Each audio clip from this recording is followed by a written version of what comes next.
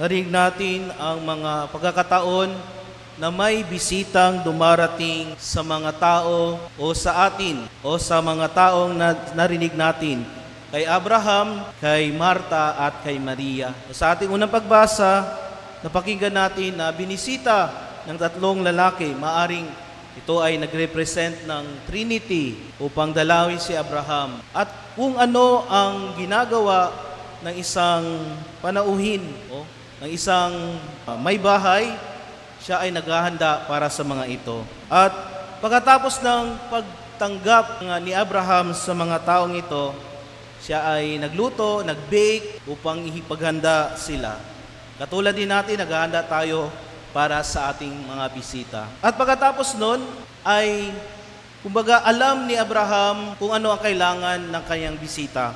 Pero alam din ng mga bisita kung ano ang kailangan ni Abraham. Kailangan ni Abraham ay ang anak. Kaya pagkatapos ng isang taon, kahit na sila ay buog, sila ay matanda na, sila ay nagkaanak ni Sarah ng isang batang lalaki.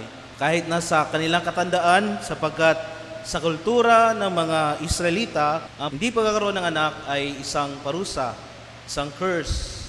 Hindi sila nanatili sa estadong ito, sapagkat alam ng Diyos ang kailangan nila.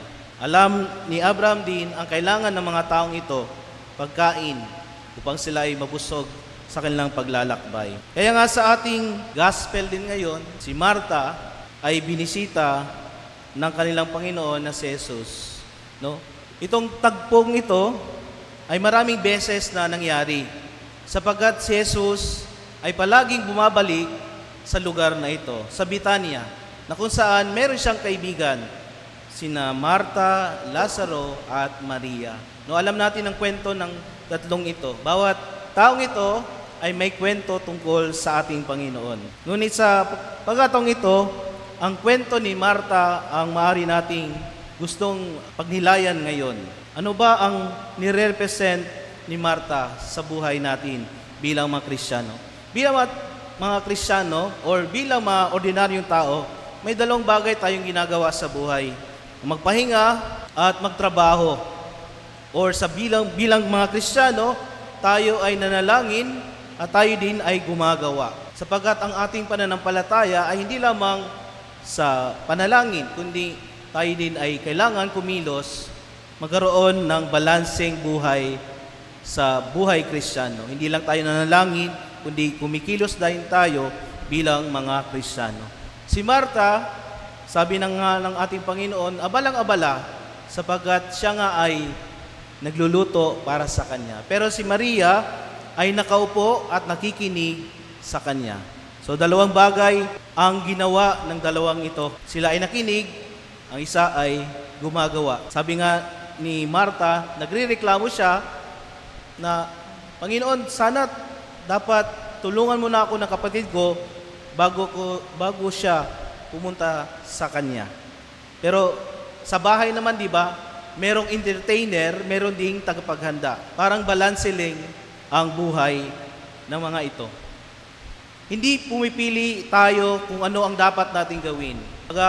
We prioritize things kung ano ang dapat nating gawin. Hindi ito dahil mas mahalaga ang bagay na ito, kundi balanse dapat ang buhay natin bilang Kristiyano.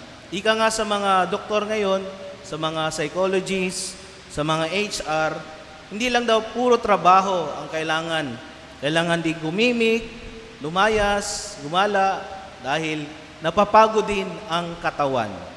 Yan ang psychological effect kung tayo ay masyadong nakatutok sa trabaho. So brothers and sisters, sa pagkataong ito, piliin natin palagi ang Diyos sa ating buhay. Bago tayo kikilos, kailangan muna nating manalangin, makinig sa salita ng Diyos. So sa linggong ito, tuwing linggo, tayo ay pumapasok sa simbahan, nakikinig after hearing the gospel, after celebrating the Eucharist. Pagkatapos tayong magsimba, tayo din ay kikilos. Hindi lamang tayo nakikinig, kundi kikilos din tayo. Gagawa tayo para sa ating kapwa, para sa ating pamilya, para sa ating sarili. Kaya mga kapatid, balanse natin ang buhay, pero kailangan din nating kumilos, manalangin. Pero kasi kung balanse, parang hindi na tayo manalangin, hindi tayo kikilos, kundi balanse ang buhay. Kikilos, manalangin, gagawa, magpahinga, ganyan ang buhay. No, pinapalala sa atin ng Panginoon, piliin natin siya palagi, unahin natin siya palagi bago tayo kumilos sa ating mga buhay. Amen.